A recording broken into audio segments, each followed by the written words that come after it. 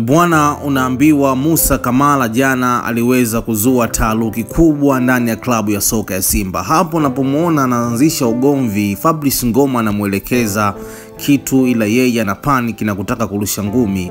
Unaambiwa hapo Simba alikuwa anaongoza goli moja. Yaani hapo ilikuwa ni half time. Bora angefanya hivyo Simba walipokuwa wameshafungwa ama kupoteza ubingwa.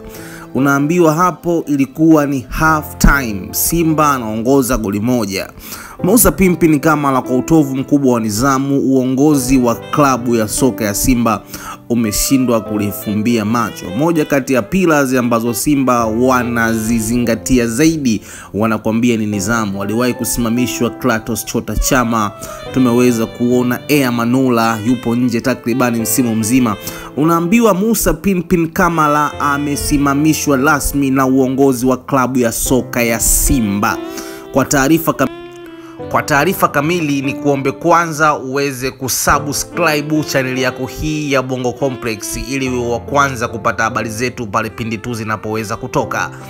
Bwana, unaambiwa yule Musa Pimpin Kamara, kipa nambari 1 wa timu ya taifa ya Guinea, lakini vile vile klabu ya soka ya Simba aliyefanikiwa kuifikisha Simba hatua ya fainali kwa kutoa michomo ya penalty na hatari nyingi na savings za hatari, ameweza kusimamishwa kwenye klabu ya soka ya Simba kulingana kuwepo na utovu wa nidhamu na sintofahamu kubwa baina yake yeye na mchezaji kiongozi Fabrice Luamba Ngoma.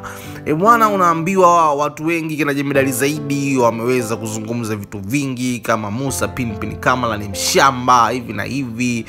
Hivyo nipe comment yako hapo. Wewe unaonaje kitendo cha kufanya Kamara na uongozi wa Simba kuweza kumsimamisha hivi na hivi? Hivyo dondosha comment yako hapo.